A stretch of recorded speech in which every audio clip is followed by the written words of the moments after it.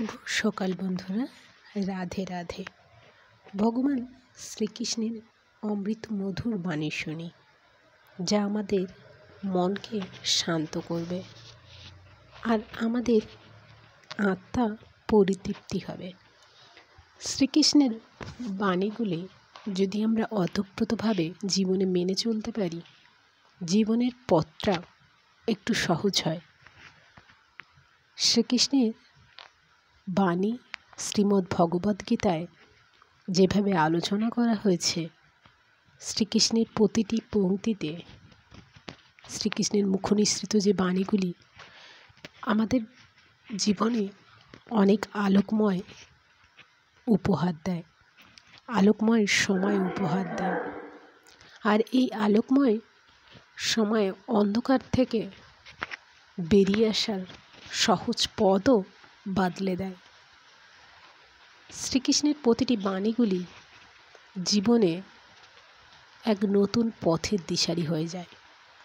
শ্রীকৃষ্ণ বলেন, প্রতিটি মানব জীবনে, প্রতিটি মানবের মনে বা হৃদয়ে আমার বসবাস। তাই সবসময় হৃদয়ের কথা শোনো। হৃদয় তোমাকে কখনো ভুল পথে পরিচালিত করবে না।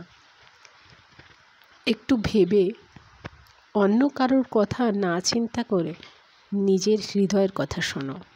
অন্য কেউ অনেক সময় তোমাকে ভুল পথে চালিত করতে পারে, কিন্তু তোমার হৃদয় কখনো তোমাকে ভুল পথে প্রেরণ করবে না।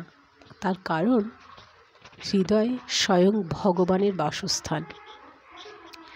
আর এই হৃদয়ে, প্রতিটি মানুষের হৃদয়েই ভগবান বসবাস করেন। তাকে তার লক্ষ্য বা তার কি করা উচিত সে সম্পর্কে তার মনকে অবগত করে।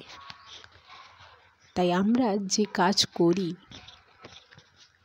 বুদ্ধি দিয়ে তা বিবেচনা করে অন্তত হৃদয়ের কথা একটিবার যদি শুনে কাজটি সম্পন্ন করি, তবে আমরা আমাদের লক্ষ্যে ঠিক পৌঁছাব।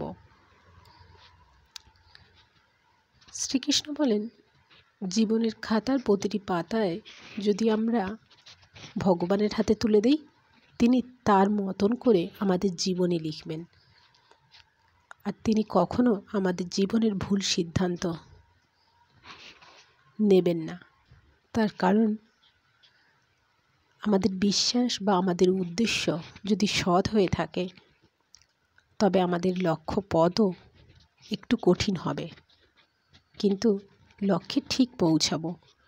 এই বিশ্বাসটুকুনি নিজের মনের মধ্যে বা এই আত্মবিশ্বাসটুকু নিজের মনে জাগিয়ে তুললে আমাদের কাজ অনেক সহজ হয়ে উঠবে।